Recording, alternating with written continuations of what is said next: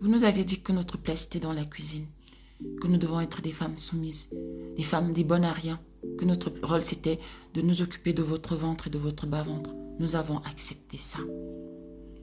Tellement vous nous avez rabaissé, tellement vous nous avez dit que vous étiez des hommes que on s'est retrouvés en train de devoir porter les cheveux des femmes d'ailleurs. On s'est retrouvés en train de devoir nous blanchir la peau pour nous sentir belles. On a accepté tout ça. Mais vous, nos hommes, comment ça se fait que les hommes d'ailleurs, depuis la nuit des temps, vous marchent dessus? Comment ça se fait? Est-ce qu'il ne vous arrive pas d'avoir honte? Nos présidents sont humiliés. Sarkozy est parti au Sénégal, il est parti humilier les Africains en terre sénégalaise, en terre africaine. Et il n'y a eu aucune conséquence.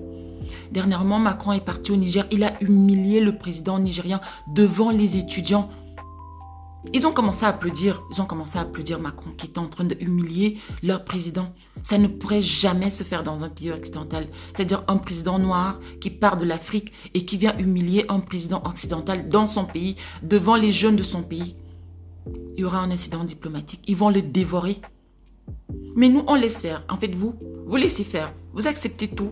Depuis l'esclavage, on nous marche dessus, on nous ampute, on nous coupe les mains, on nous coupe les bras, on nous crève les yeux, on abuse vos femmes, on abuse vos enfants, on abuse vous-même parfois. Mais jusque-là, c'est-à-dire, ça va changer quand? Je vous pose la question, vous mes frères, ça va changer quand? Jusqu'à quand nous serons encore les serpillères des autres? Est-ce qu'il ne vous arrive pas d'avoir honte? Parce qu'honnêtement, je commence à avoir du mépris pour mes frères. Je commence à avoir du mépris parce que je sais pas en fait, je n'ai plus de respect. Je commence à perdre l'estime que j'avais pour vous parce que je me dis, vous ne nous servez à rien. Parce que c'est de votre faute si le peuple noir se retrouve dans la situation dans laquelle nous nous retrouvons. Qu'est-ce que vous faites de votre rôle de leader, de votre rôle de chef de famille? Qu'est-ce que vous en faites?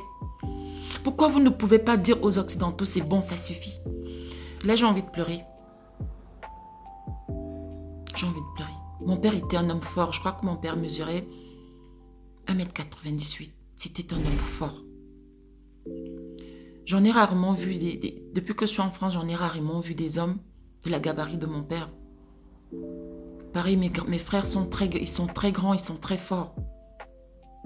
Ils ne représentent pas les hommes noirs, mais je sais que les hommes noirs sont forts. Qu'est-ce que vous faites de votre force? La force de la nature que vous avez. Qu'est-ce que vous en faites? Est-ce que c'est normal que les hommes d'ailleurs viennent autant... C'est-à-dire... C'est dur. Hein? C'est très dur. C'est-à-dire, quand vous commencez à découvrir certaines réalités de la vie, ça fait très mal. Ça fait très mal.